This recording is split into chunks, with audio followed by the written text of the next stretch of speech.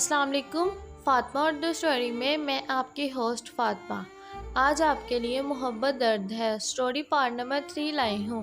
Part number 1 और part number 2 description में दिया गया है ताकि आप देख सकें और आपको स्टोरी के अच्छे समझ लग सके। चले आए हम आज की स्टोरी स्टार्ट करते हैं। तुम प्रेग्नेंट हो? वो गुस्से से बोला। नहीं, तुमसे किसने कहा? वह हल्काते हुए बोली। मैंने किसी से सुना था कि तुम झूठ बिल्कुल नहीं बोल सकती। वो इसकी आंखों में देखते हुए बोला। वो जर्द पड़ रही थी। जिसने भी कहा था ठीक ही कहा था, ऐसा कुछ नहीं है। सूरत उबड़े वो चीखी और अगर ऐसा कुछ होता तो वो मुस्कुराहट की तरफ आया।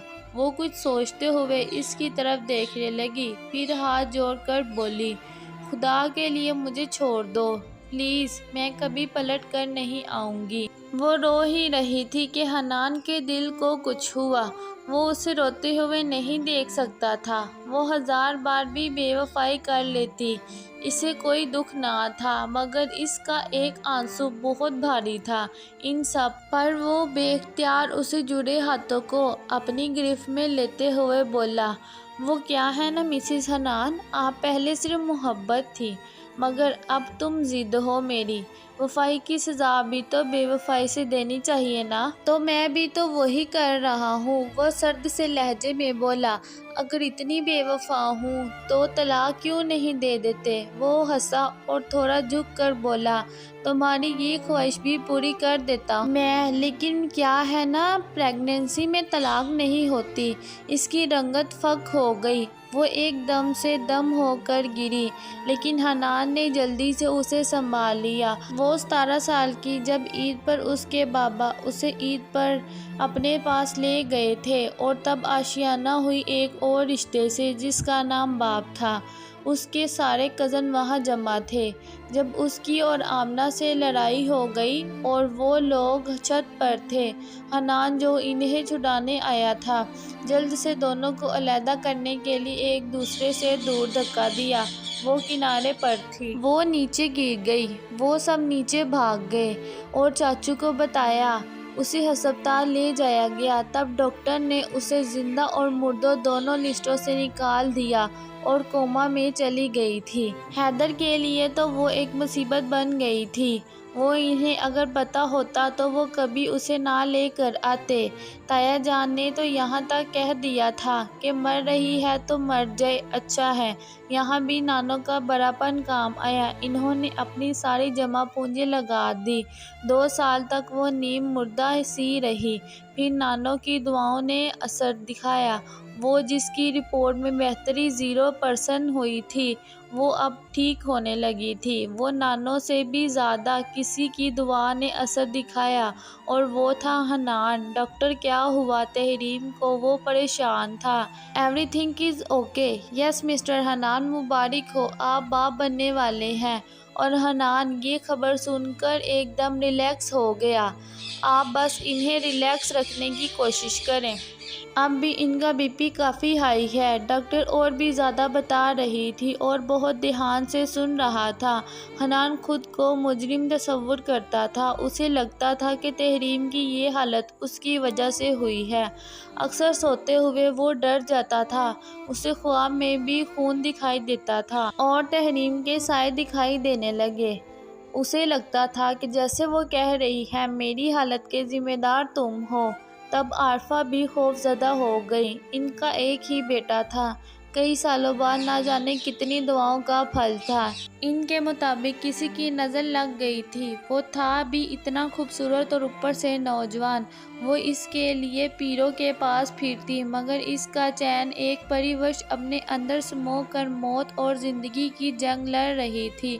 वो हर हफ्ते माँ से आंख बचाकर अस्पताल जाया करता और एक सुर्ख गुलाब उसके सरहाने रख कर एक लफ्ज़ सॉरी कह कर आ जाता। बस इसका ज़मीर जिंदा था। शायद वो सब की तरह इसे बुरा भला नहीं कहा करता था। ये हादसा उसे खुदा के करीब ले गया था। वो हर नमाज के बाद इसकी ज़िंदगी की दुआ करता था और बिला आखिर इसी दुआएं रंग ले आईं और वो होश में आ गई। इस दिन वो बहुत खुश था और वो खुशी से रो रहा था। اور سب سے پہلے بنا کسی کے پرواہ کیے وہ ہسپتال میں پہنچ گیا، جہاں وہ سب کو دیکھ کر حیران ہو رہی تھی۔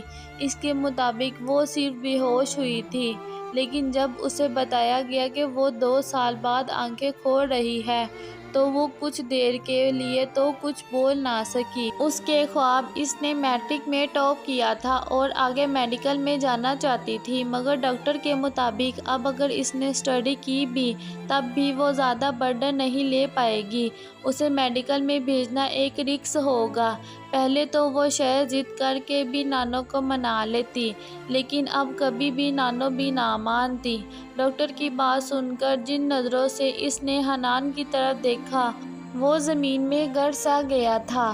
کیا نہیں تھا ان نگاہوں میں غصہ، سب کچھ کھو دینے کا غم میں نفرت۔ اس نے کچھ عرصہ بعد داخلہ لے لیا، مگر کبھی حنان سے مخاطب نہ ہوئی اور اپنے ضمیر کی عدالت میں کبھی سرخ رو نہ ہوا، اور وہ بس اسٹاپ پر کھڑی تھی جب ایک بلیک کلر کی کار اس کے پاس آ کر رکی۔ روز ہی تقریباً وہ اس کا پیچھا کرتا تھا اور آج وہ چند قدم آگے جا کر کھڑی ہو گئی۔ تحریم، کسی نے بہت نرم لہجے میں کہا۔ اس نے پیچھے مڑ کر دیکھا۔ وائٹ شرٹ، بلو جینز پہنے، پاؤں میں شوز پہنے کھڑا تھا اور بال ایک سٹائل سے پیچھے موڑے ہوئے تھے اور شرٹ کے بازو کوہنی تک فولڈ کیے ہوئے تھے۔ سرخ رنگت، لیکن آنکھیں اس کے وجود پر نہیں اچھی لگ رہی تھیں۔ کیا تھا ان بڑی آنکھوں میں؟ وہ سرخ تھی اور چند ثانیے اس کا جائزہ لینے کے بعد منہ میں بڑبڑائی حنان کا اور غصے میں سارے جسم خون سمٹ آ گیا۔ آنکھوں میں وہ رخ بدل کر پہر سے کھڑی ہو گئی جیسے اسے جانتی ہی نہ ہو۔ تحریم، خدا کے لیے مجھے معاف کر دو، وہ اس کے سامنے آ کر بولا۔ وہ اسے دیکھ کر مسکرائی۔ سب کچھ ہوتے ہوئے بھی اس کے پاس سکون نہیں تھا۔ ارے حنان، نہیں ہانی، یہی بلاتے ہیں نا آپ کو آپ کے گھر والے۔ آپ بھلا کس چیز کی معافی مانگ رہے ہیں؟ آپ بڑے لوگوں کی تو عادت ہوتی ہے کسی غریب کو توڑنا۔ بھلا آپ کے معافی مانگ لینے سے میری زندگی میں کیا بدل جائے گا؟ مجھے آپ کی طرح شاندار گھر ملے گا رہنے کو؟ نہیں۔ کیا جو سوٹ آپ نے زیب تن کیا ہے یہ مل جائے گا جس کی مالیت 1 لاکھ سے زیادہ ہوگی نا؟ نہیں نا۔ اور آپ کو معاف کر کے مجھے کیا ملے گا؟ کچھ بھی نہیں۔ تو آپ کیوں معافی مانگ رہے ہیں؟ وہ تلخی سے بولی۔ اور میری بات سنو، وہ سب ایک حادثہ تھا، نہ کہ جان بوجھ کر۔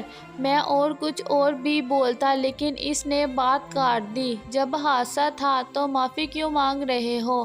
آپ اور آپ کے گھر والوں نے ویسے بھی ہر چیز کو حادثہ قرار دینے کا ٹھیکہ اٹھایا ہوا ہے۔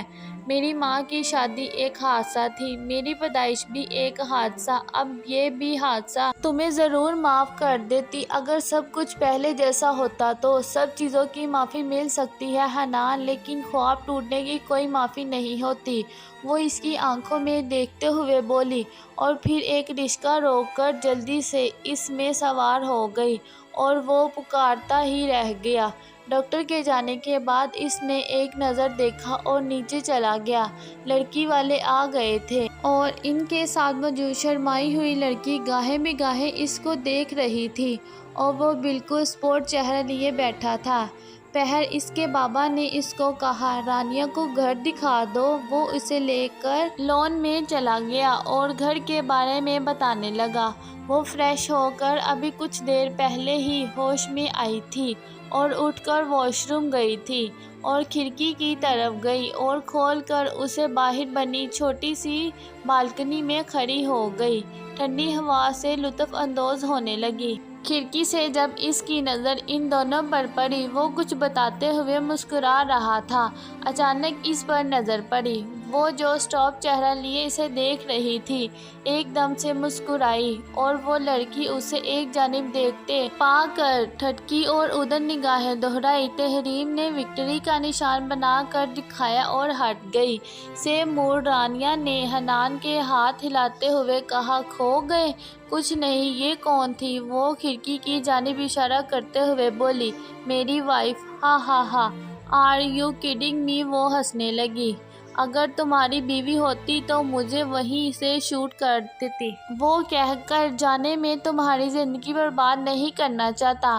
رانیہ وہ واقعی میری بیوی ہے۔ اس کی بات پر پلٹی اور اس کا سنجیدہ چہرہ دیکھ کر رانیہ کا چہرہ ایک دم سیاہ پڑا اور وہ بے یقینی سے سر نفی میں ہلاتے اندر کی طرف بھاگ گئی۔ آپ کو ہماری ویڈیو کیسی لگی کمنٹ سیکشن میں ضرور بتائیں اور ہمارے چینل فاطمہ اردو اسٹوری کو سبسکرائب کریں اور بیل نوٹیفیکیشن کو آن کریں تاکہ ہماری آنے والی ویڈیو کی تمام اپڈیٹس آپ تک پہنچ سکیں اور آپ سن سکیں۔ اللہ حافظ۔